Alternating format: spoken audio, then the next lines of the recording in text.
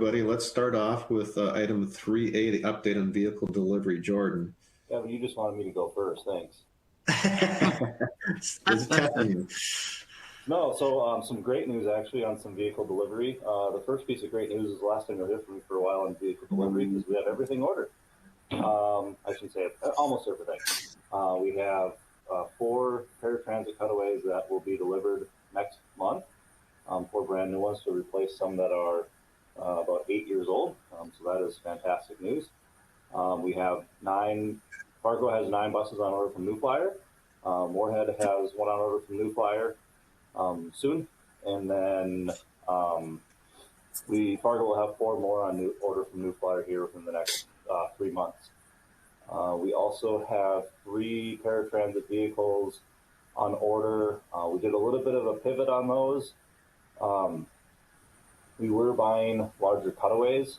The larger cutaways have now, the price has increased. Okay, so what we were paying for larger cutaways in 2019 was about $87,000. A brand new cutaway order is $210,000. So to stick within the grant money that we received, we did a little bit of a pivot and we're getting some smaller paratransit vehicles, still wheelchair accessible. But they are a little smaller and not the larger cutaways. So that was, we were able to stay within our grant money to purchase those, not to ask for more, and hopefully that'll help with some other flexibility as far as ambulatory riders and in our paratransit operation. So great news on vehicle delivery. We're going to get caught up here within the next 12 to 18 months and be right back on schedule where we should be. So questions on that? Questions for Jordan? Jordan, are parts 2 starting to come back online a little bit, or is that getting any better, or is that still kind of hit and miss? Yeah, that's still pretty hit and miss. We'll see some parts that are available, and then we go to order the same part a couple of weeks later, and now it's 90 to 120 days out. So that really is hit and miss. It's a it's a supplier thing for like New Flyer stuff. So that's still an issue. Hopefully, like some of these getting newer buses will help because we'll hopefully have to order less parts, right? So, Jordan, what kind of vehicle is that? That's a little smaller paratransit. Is that a Ford? Yep, it's a Ford. Yep, it's a Ford Transit. It's a Ford Transit 350. So it's similar to our campus tap ride vehicle or campus microtransit vehicle. It's not tap ride anymore. So it's a 10-seater with 1 wheelchair with a lift in the back. So if we need a wheelchair, we certainly can still utilize the wheelchair lift with wheelchair securement. So. Okay. That's cool. Very good. Any other questions for Jordan? All right, hearing none, let's move on to item 3B, Matt Bus on Demand. Cole. Can you go back to the previous slide, please?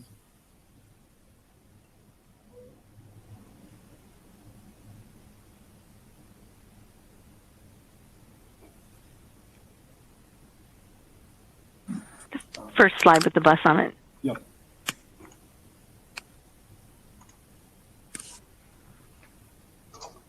Perfect. Thank you.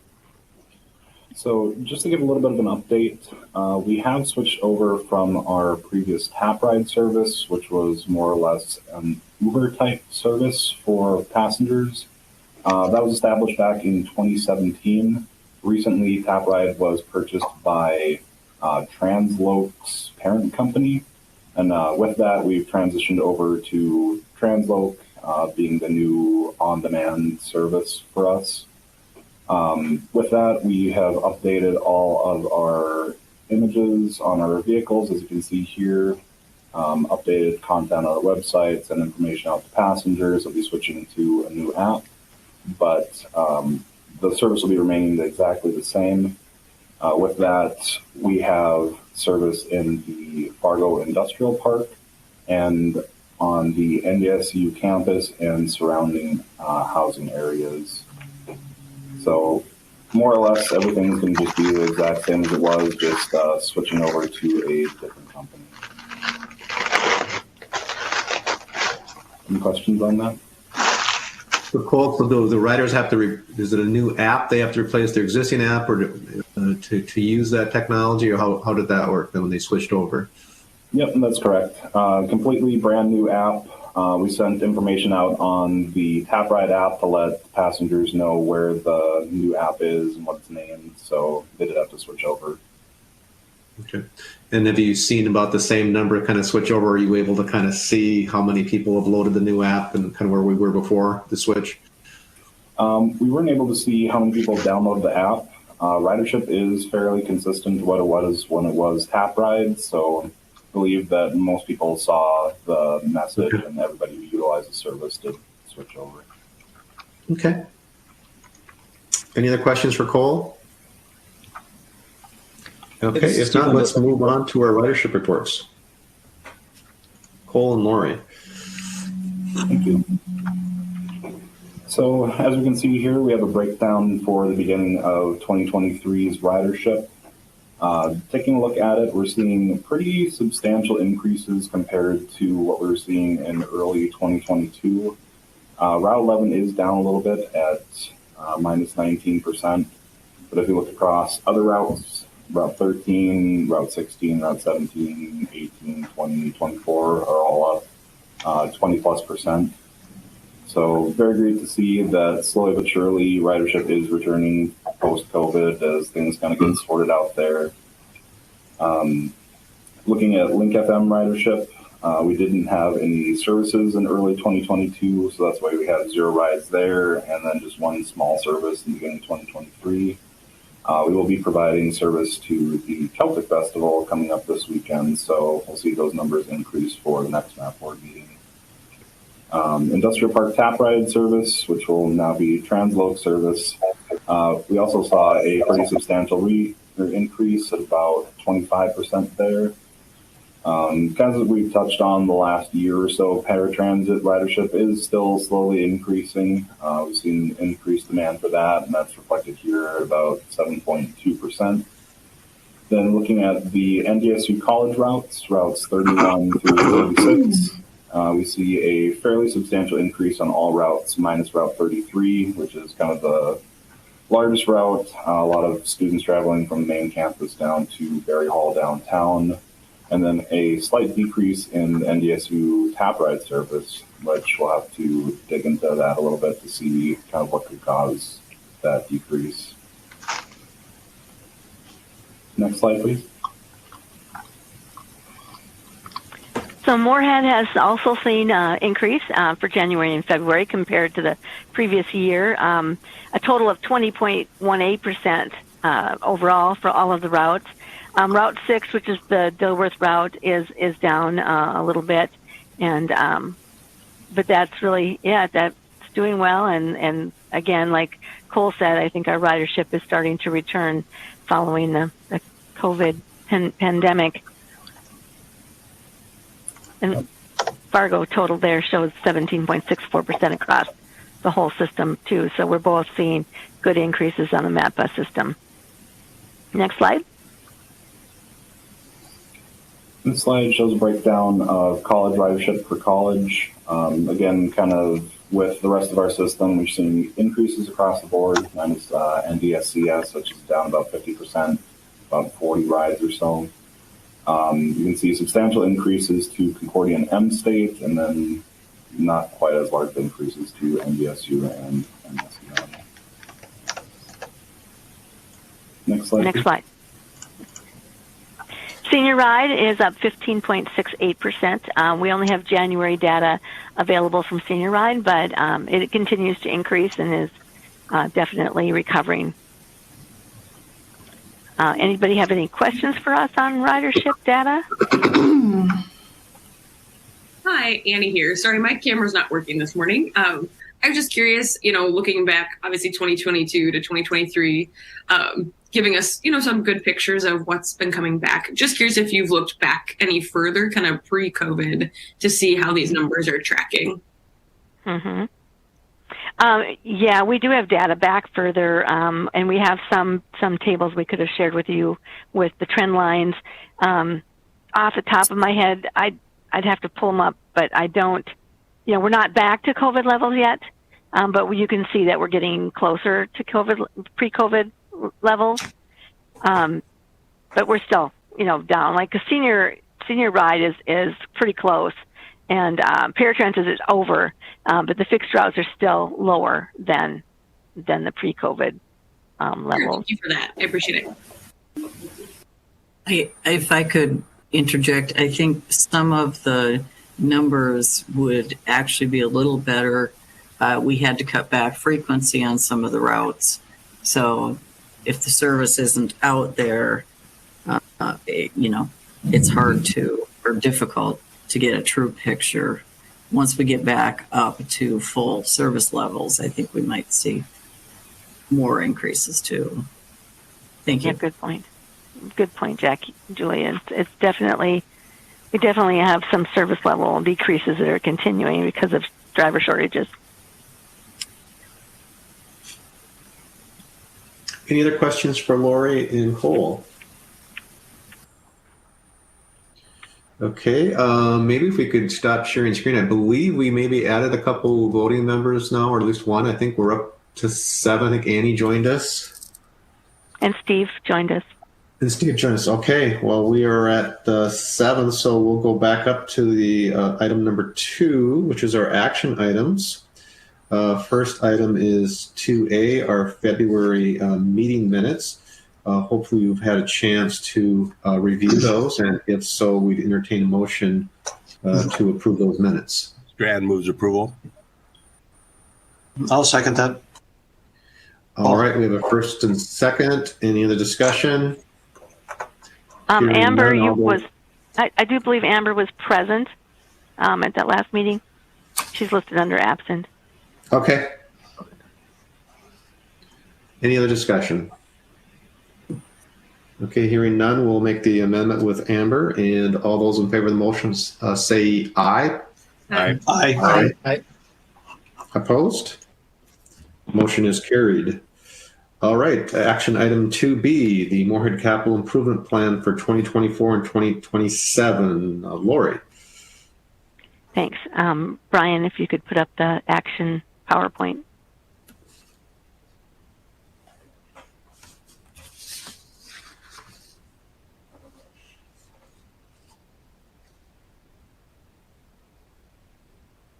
So, City of Moorhead has a 10-year financial plan for transit, showing, when we need to replace our equipment and do improvements to our facilities.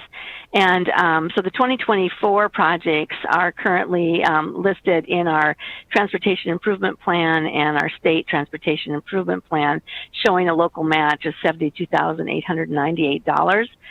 Annually, the Capital Improvement Program provides $150,000 to the mass transit for using for local match for grants, so that we have those funds available and flexible for that use. So we will be putting anything that we aren't using of that $150,000 into mass transit reserves for future CIP projects. As we can see in our 10-year plan, there are large bus replacements coming up in a few years, and so we can save up our federal money for up to 5 years, and also we stock and put the capital improvement local match away, so that when we get to those larger buses, it's not a shock to the general fund to find us back on the rolls and needing some large equipment. So if you want to go to the next slide, I'll talk a little briefly about what those projects are. So shelters, I have 4 shelters listed here, but the actual shelters may change. We did do a ranking, trying to replace our oldest shelters first. We have about 10 shelters out there right now that are from 1980 and 1982 that are over 40 years old. Not all the concrete is 40 years old, but the shelters are. And in order to put a new shelter on those locations with solar lights, we will have to expand the concrete because the shelters are a foot bigger, and we will need to look at the accessibility for each of those locations. But you can see I've got them spread out so that we're doing basically one a year, and that helps us continue to replace our shelters and get more up to date. Paratransit vehicles have a 5-year life, and currently are taking about 3 years to get one once we've ordered one. So, and the prices, as Jordan noted, are going up considerably. So we have had to take our funds that we budgeted for those and add additional funds to them. In this case, we had some state pass-through of highway funds, and then we add our own appropriation of federal funds to it to get a total for the bus of about $193,000 for that paratransit replacement in 2024.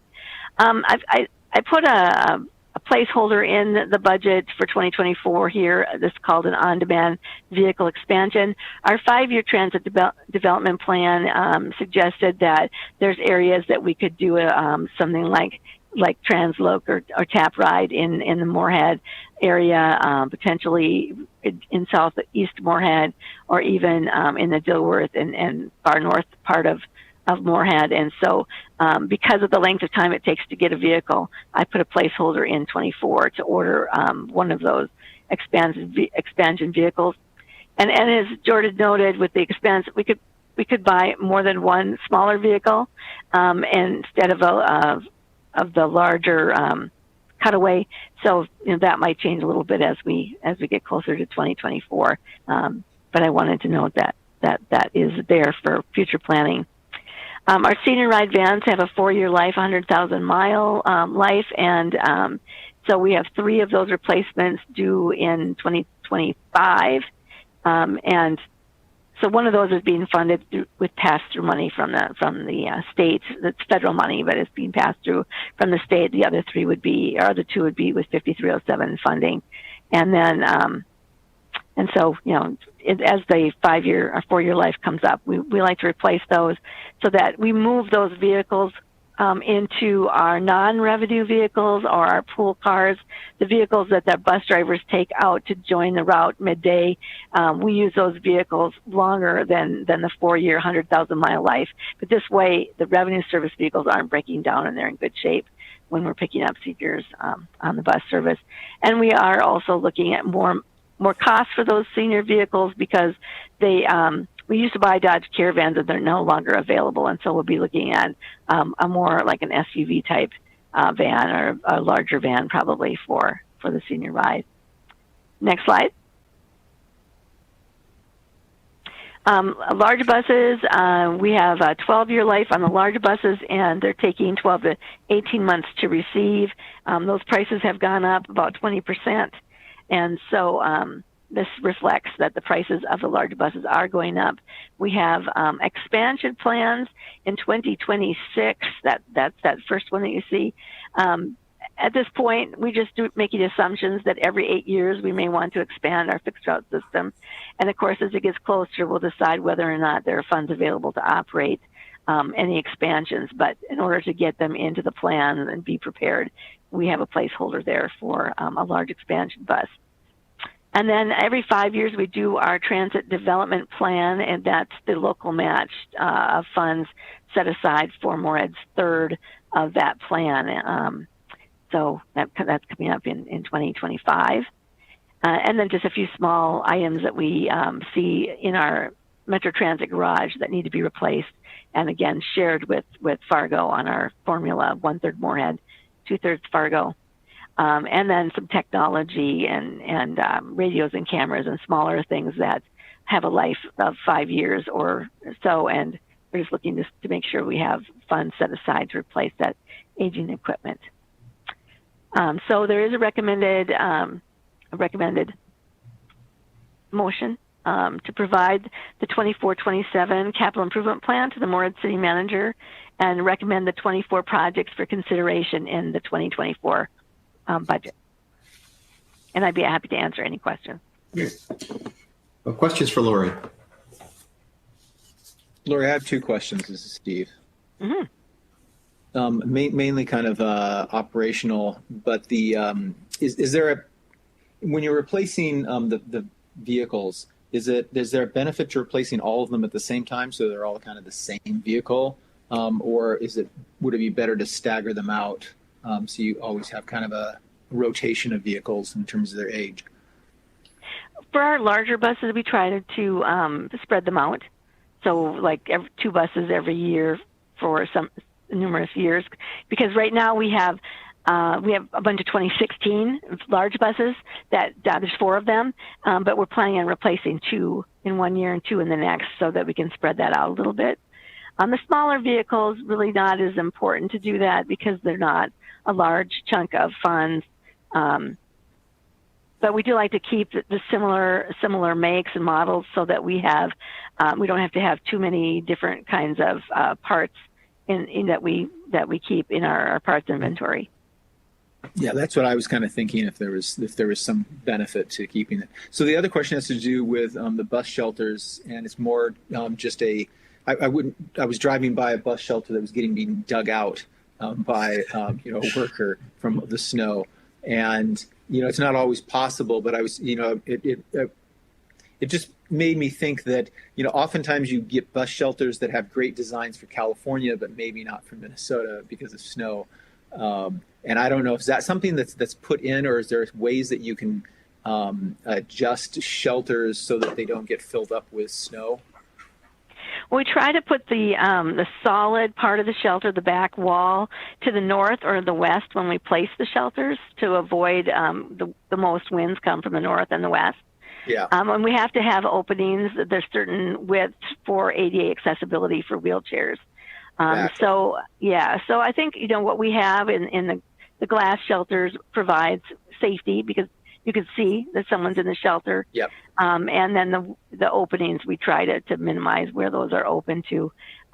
We also have a snow removal contractor that comes anytime there's 2 inches of snow or more to remove snow. And then after the plows come back, the snow removal contractor has to come back within 24 hours and again remove snow because of the ridges that are there. So we have a few policies in place to try to help keep those from being too buried. Perfect. Thanks. Other questions for Lori? If there's not other questions, I'll move approval. All right, we have a motion for approval from Steve. Is there a second? Second by Olson. Second by Brad. Any other discussion? Hearing none, all those in favor of the motion signify by saying aye. Aye. Opposed? Motion is carried. All right, action item 2C, proposed Morehead UPass fees. Lori. Okay, thank you so much. I don't have a slide for that because I with spring break, I was not able to get together with the colleges and make a recommendation to come back to the board. However, I do have several options. I did get the enrollment data from the colleges, and and I've been in discussion by email with Annie from MSUM, and we did try to do a doodle poll, a meeting, but we'll probably have to do it more from email with spring break.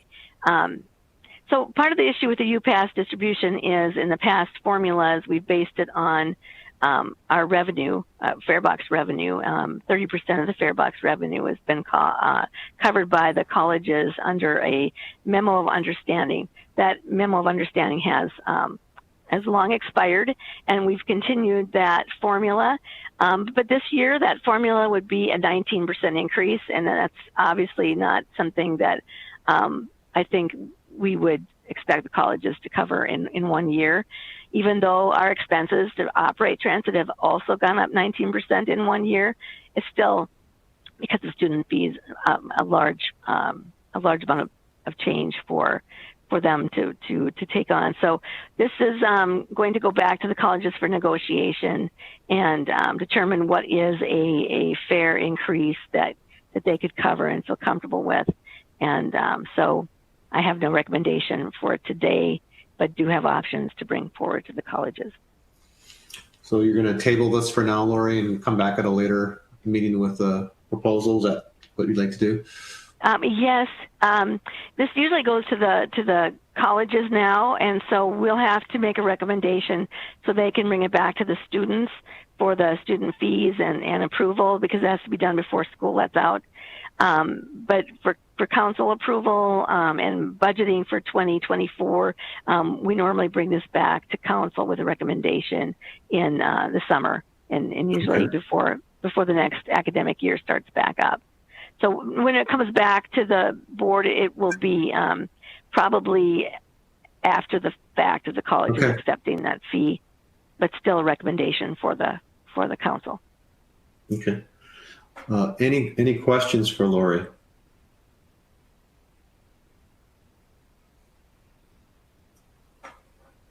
Do we need a motion to table it, or is Lori just withdrawing it from the agenda? Let's table it. I'll make the motion to table. Okay, we have a first and a second. All right, any other discussion? Hearing none, all those in favor of tabling, signify by saying aye. Aye. Aye. Opposed? Motion's carried. All right, item 2D, annual list of free and reduced promotional and pilot fares. Let's see, Lori and Julie. One more slide, please, Brian.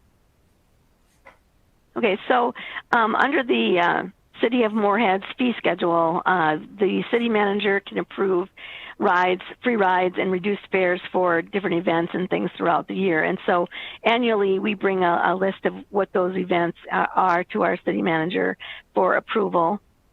And so this is the list that we have used in the past. So we have not made any changes necessarily to it at this point. It's basically free rides to get promotions and things out there for people to try the bus and see what it's like. For example, the first one listed here, the Get Your Can on the Bus, is a free ride with aluminum can during Earth Week, and it allows people to get a chance to ride the bus with no cost to them.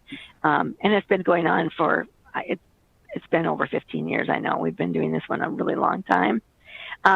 Free rides during the marathon, because our routes are so disrupted that we really didn't feel we can offer a fare. The buses are going to stop when they have to wait for the marathon. So those are the kinds of things that are on this list of fares.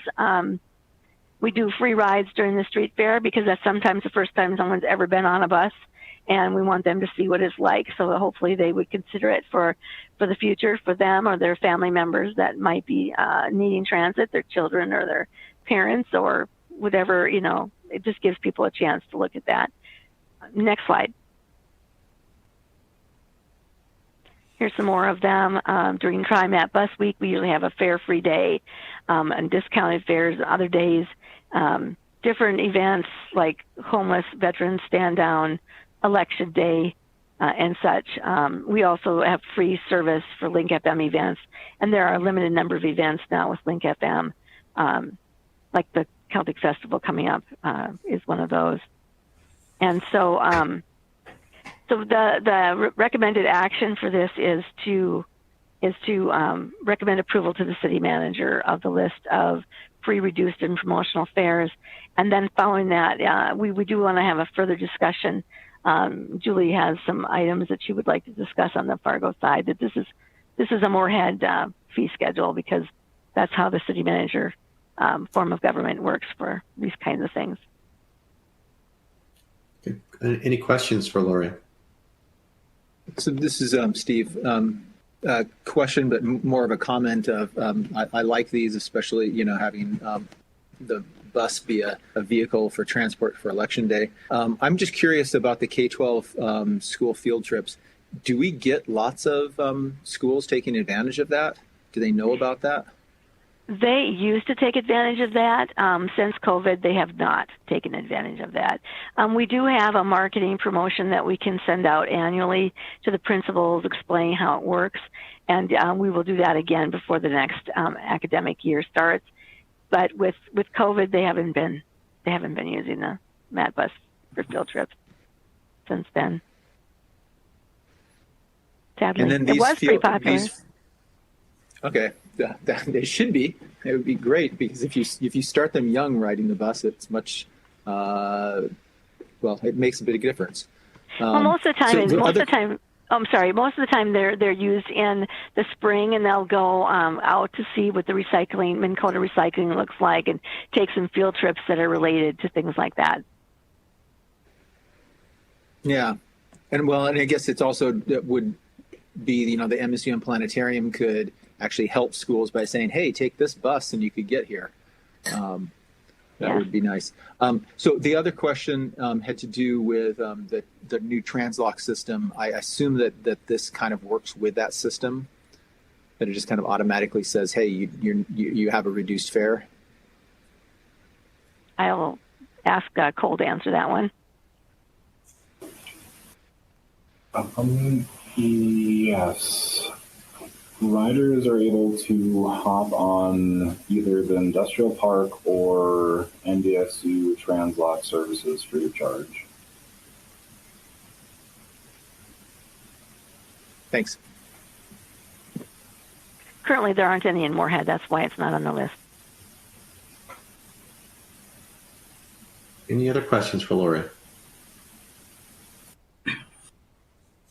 If not, Lori, you need a motion to recommend these fees structure to the city manager, Moorhead? Yes, please.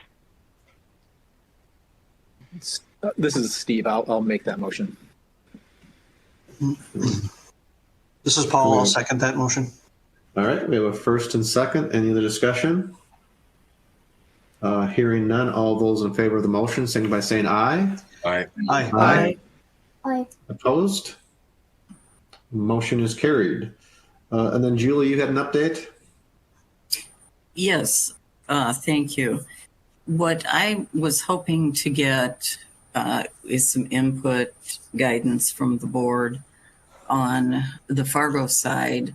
We participate, as a system-wide situation with any of these types of events. We have a couple in Fargo, like the Veterans Stand Down and a few things and Moorhead's got it listed on theirs, that we always participate in. But we do get requests from some social service agencies, other city departments, actual individuals that just are requesting free rides throughout the year. And I know with all the dollars that we have that we're operating with, there's expectations of being good stewards of the money. And I was hoping that perhaps board members would have some suggestions on when these requests come in, how to approach them. It's kind of a slippery slope. I don't want to get too far into the weeds with free rides. Like we offer free rides to the library for students, which I think is a great program. So every year we work with the library on that. But when there's other requests like this that come in, there's a little bit of ambiguity on how to handle them. So I was just hoping to get some input from board members. Questions or thoughts for Julie? Julie, John Strand here. What is, if there is one, what would you say our current policy is? Well, generally, we do not accommodate requests like that. And we try and keep it so that everybody's on the same playing field. So, for example, the health department, they buy passes and single ride tickets from us for the folks that they are serving or having as their clients. And then we have other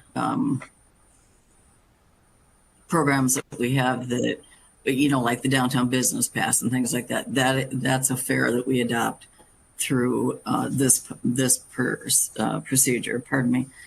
And but when it comes to individuals or other agencies that we haven't worked with, we've tried to steer them towards us not supplementing those for them.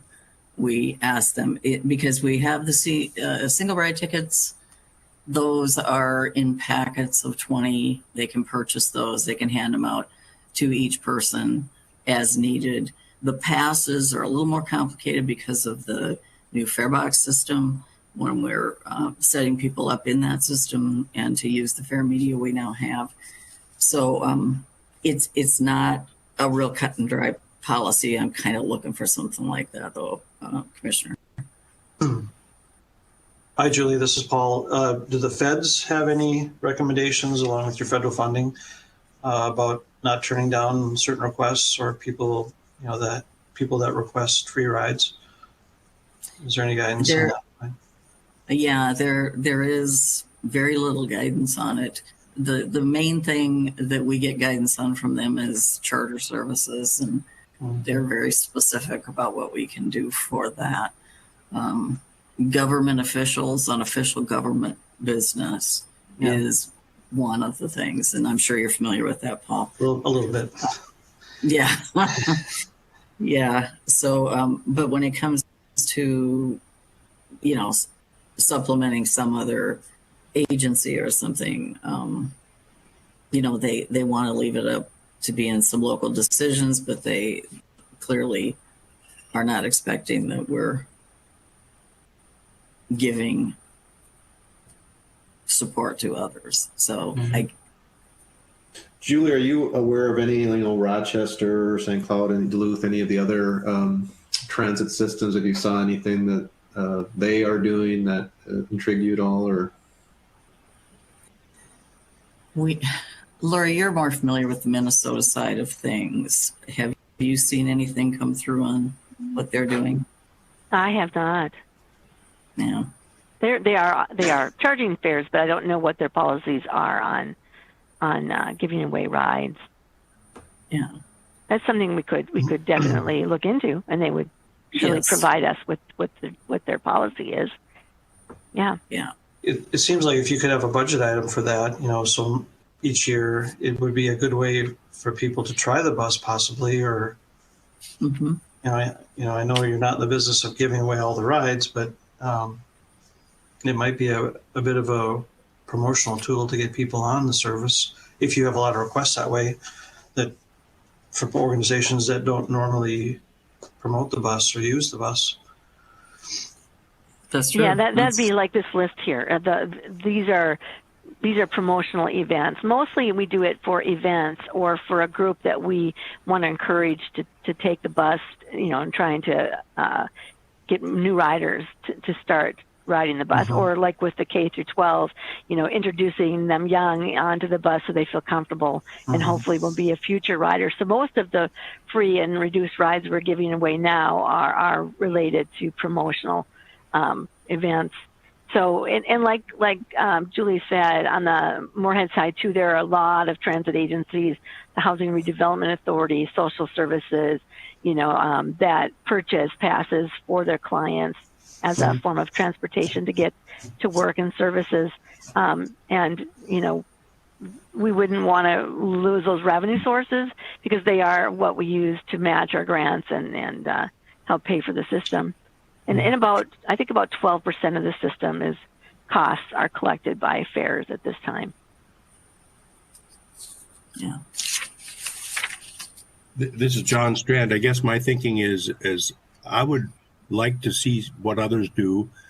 My personal my personal bent is to help people who are struggling individually, and yet we don't need to set up a policy that it takes more time and energy of you and your team's time than it's worth. So I'd keep it simple and maybe have some scholarship ability, and then maybe have a trigger mechanism where if we'll do this for the moment, but if you get to certain levels, we'll be looking at purchases. But especially in inclement weather, if it's, I feel differently in the middle of January versus the middle of June.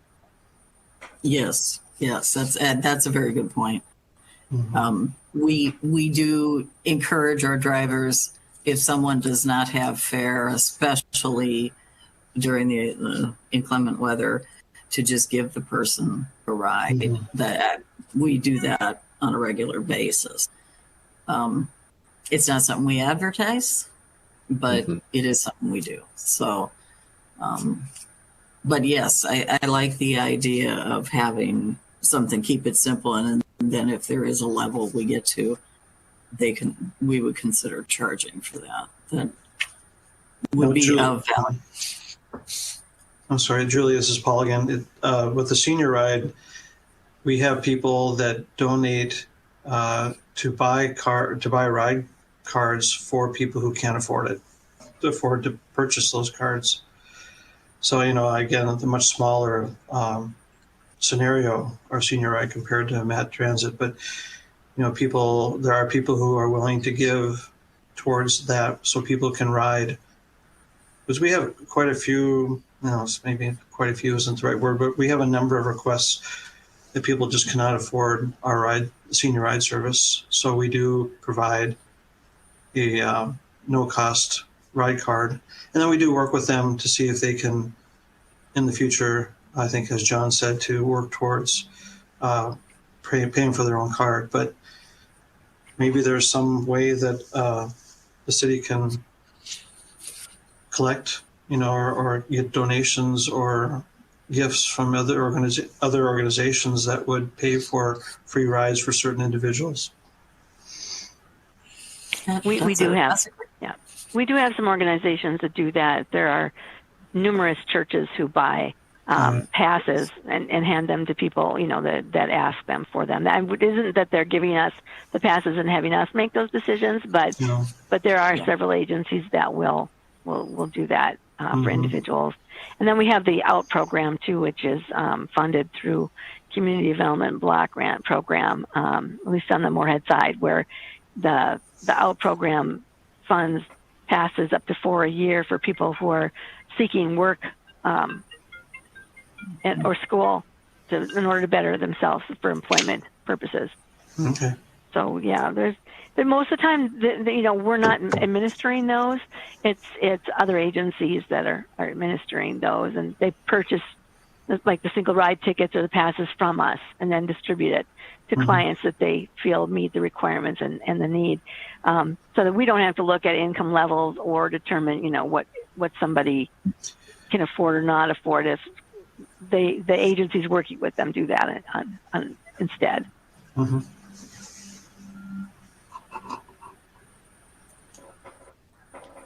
You at Senior, I have some counseling services too, so you probably do some meeting one-on-one with people and know, a higher level of what their need is than we would in transportation. And we do. That's true. We do have that. We don't ask a lot of questions, though. I mean, if people say, I just can't afford it, we will work with them at least one ticket or one ride card anyway. But true, there just isn't enough time to do a lot of, means testing on that. But yes, we do have the resource people who work one-on-one with our seniors, and that does help. Good.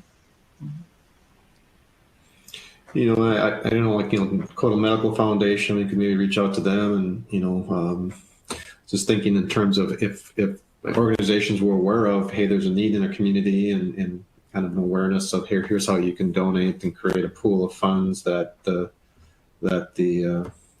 Matt could use.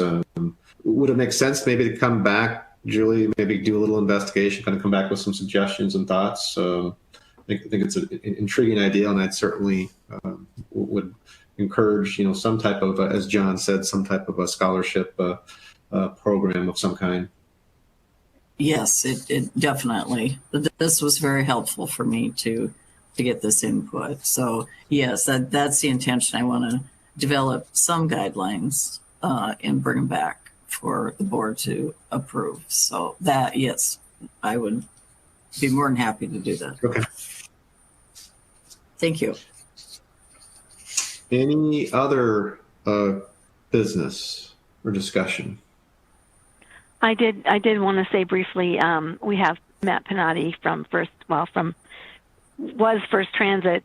He's our general manager for the drivers here in Fargo Moorhead. First Transit has been our company for many years, was recently sold to Transdev, which is one of the competing transit agencies. When we bid out services, Transdev usually bids on our services as well. But I just wanted you to know that company had changed hands.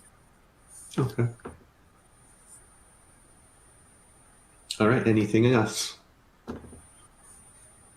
Okay. If not, we will officially adjourn, and thank you everyone for attending. Thank you. Thank you.